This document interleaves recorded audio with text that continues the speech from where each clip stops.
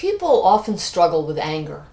Sometimes it's because their anger gets away from them. Sometimes it's because they're afraid of their own anger.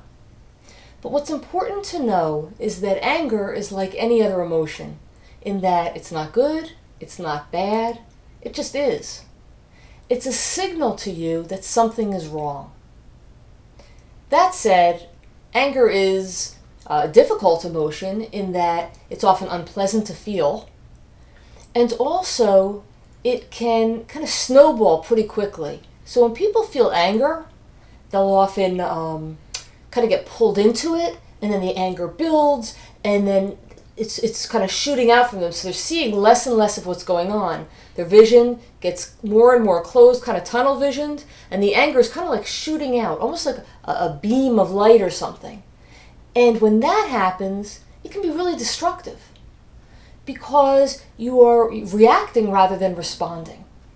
So for instance, if you had a friend who talked behind your back and you heard about it and you got hurt and you got angry, you might initially want to hurt your friend back, maybe talk behind her back or say nasty things. And when you do that, you get caught in the anger and it makes the relationship worse, and it carries the anger forward and maybe even spreads it out among your friends, and it doesn't go well.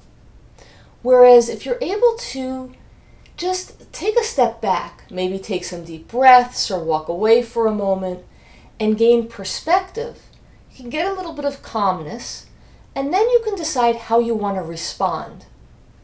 So with your friend, for instance, maybe it's a good friend, and you decide that as much as it's hurt and you're angry, you're going to go and talk with her and work through the issue.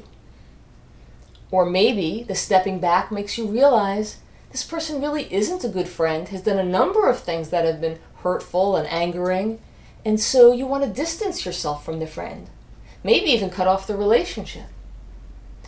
But in that situation, you're deciding what's best, and then you can maybe, like I said, separate yourself, take that energy that you have, and put it into nurturing a different relationship, one that's likely to feel good and go well.